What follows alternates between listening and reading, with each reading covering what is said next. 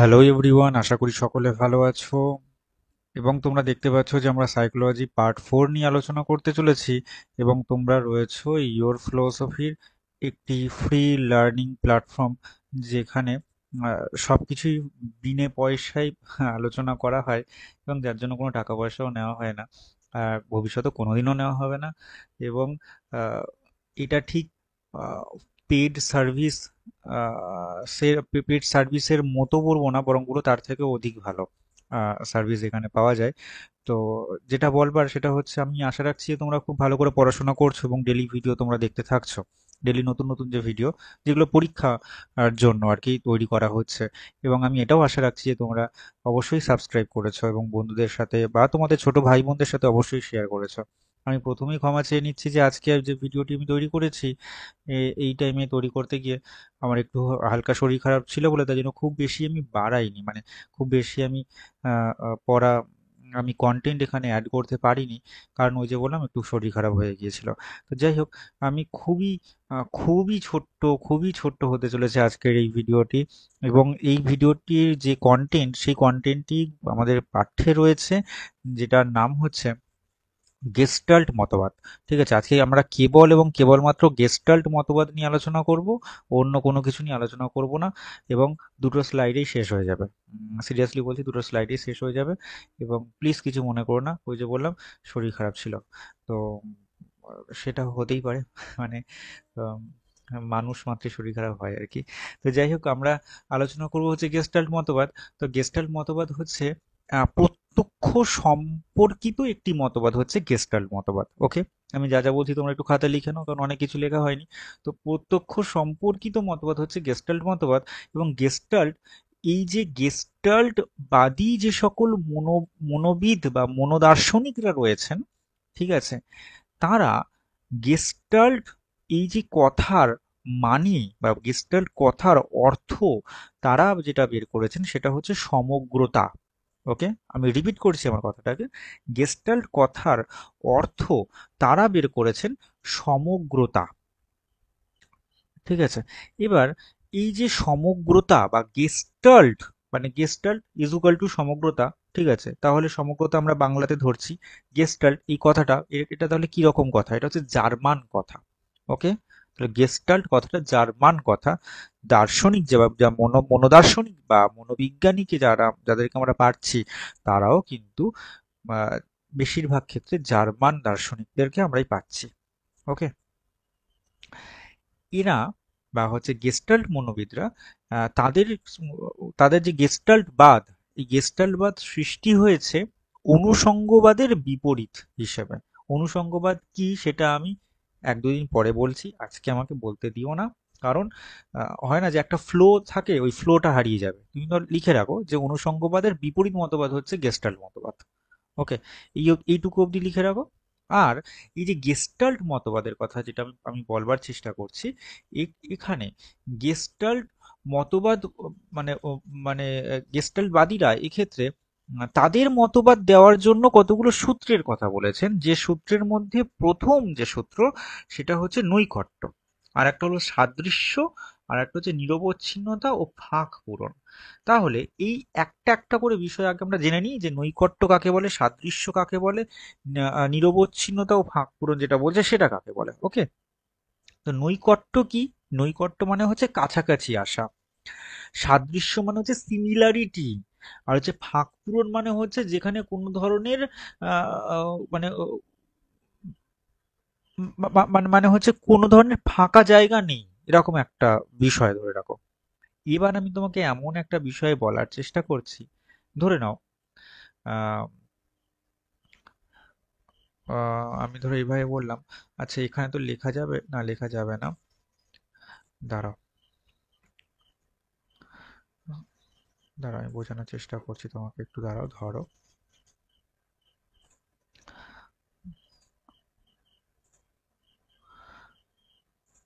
ধরো একটুখানি। আচ্ছা, ধরো আমি উম, একটা, একটু বড় হলে ভালো হয়। দেখো, হ্যাঁ,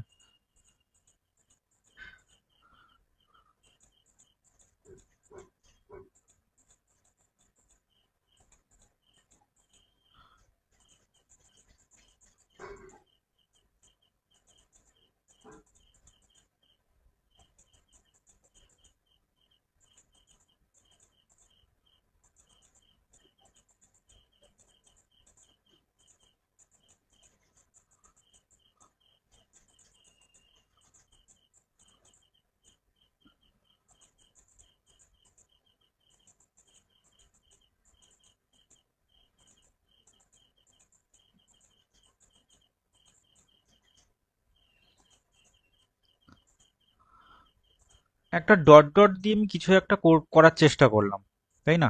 তোমাকে যদি আমি এক্ষুনি জিজ্ঞাসা করি, মানে সাক্ষাৎ জিজ্ঞাসা করি যে বলো তো এটা আমি কি বানানোর চেষ্টা করলাম, তুমি বলবে যে এটা হলো একটা ঘর, একটা ঘর বানানোর চেষ্টা করেছো। ঠিক আছে, তো দেখো, এই যে ফাঁক পূরণটা বোঝানোর চেষ্টা করছি আর কি। আমরা কিন্তু এই যে মাঝখানে কিন্তু ফাঁক রয়েছে, সেটা কিন্তু আমরা ধরছিই না। আমরা এটাকে পুরোটাই যেন এই রকমের পুরোটা টেনেই দিচ্ছি যে হ্যাঁ এটা ফাঁকটা নেই। এরকম ফাঁক পূরণ করে আমরা বিষয়টাকে বোঝানোর চেষ্টা করছি।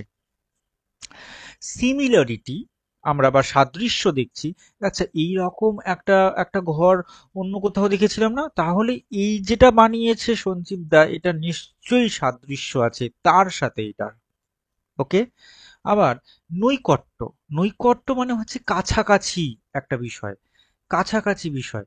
মানে ধরে নাও যে হচ্ছে আহ, অনেকখানি এই ঘরটি, এই ঘরটি যেন পাশের বাড়ির যে একটা একটা বাড়ি রয়েছে, অনেকটা যেন সেই রকমটা, মানে একটা কাছাকাছি একটা ব্যাপার।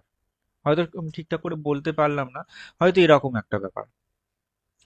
আমি এটা দিয়ে বোঝাতে পারি, ধরে নাও যে আকাশে তো আমরা সপ্তর্ষি মণ্ডল সেই ছোট্টবেলা দেখার চেষ্টা করেছিলাম, সবাই দেখেছিলাম, সবাই দেখার চেষ্টা, বইতে পড়ে সবাই খোঁজার চেষ্টা করেছিলাম কোথায় সপ্তর্ষি মণ্ডল আছে।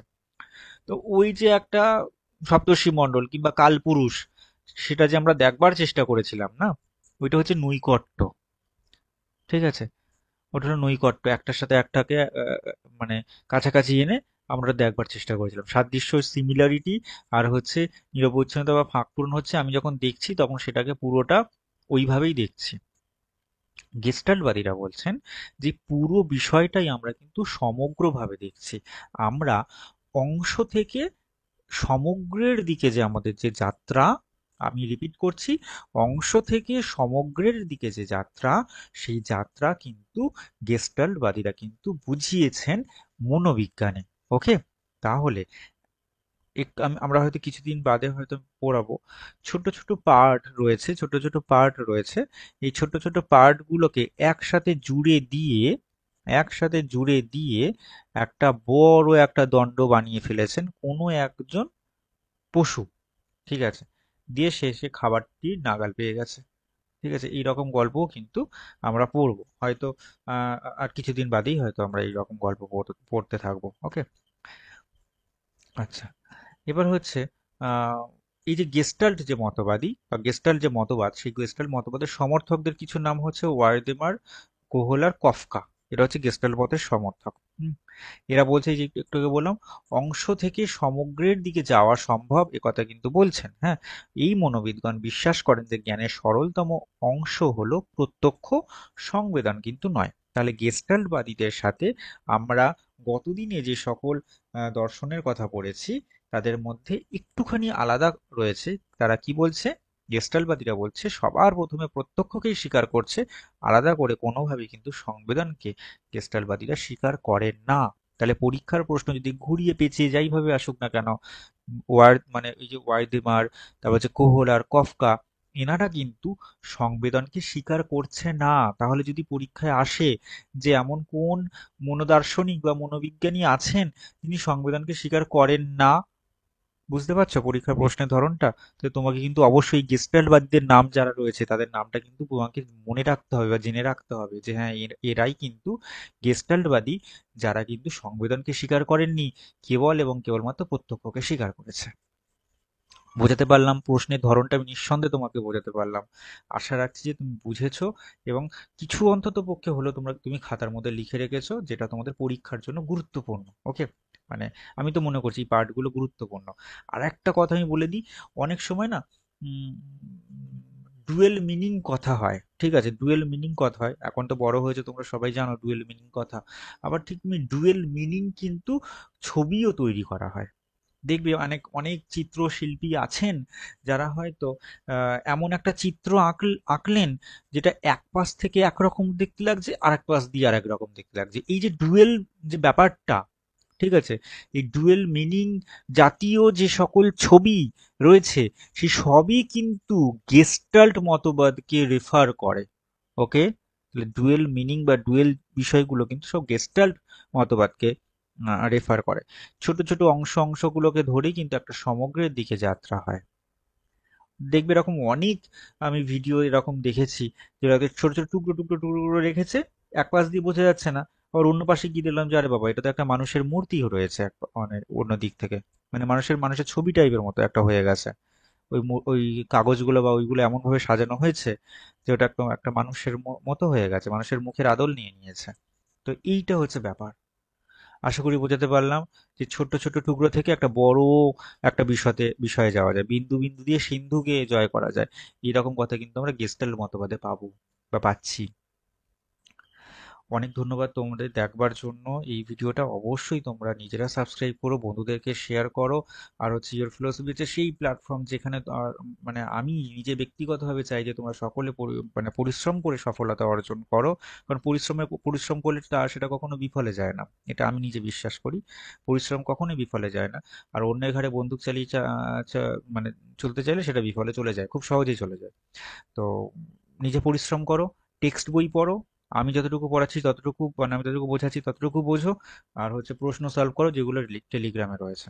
ওকে, এতে হয়ে যাবে, এতে হয়ে যাবে, ভরসা রাখো, এতে হয়ে যাবে। ঠিক আছে? দেখি এর পরে কোনো আছে? না, আর পরে কিছু নেই। ধন্যবাদ তোমাদের দেখবার জন্য। অনেক ভালো থেকো, সুস্থ থেকো, দেখা হচ্ছে আবারও খুবই শীঘ্রই তোমাদের সাথে নতুন কোনো একটা ভিডিও, মানে এক্সাইটিং ভিডিও নিয়ে দেখা হচ্ছে। ততক্ষণের জন্য ভালো থেকো, সুস্থ থেকো, নিজেদের খেয়াল রেখো এবং পরিবারের অবশ্যই খেয়াল রেখো। খুব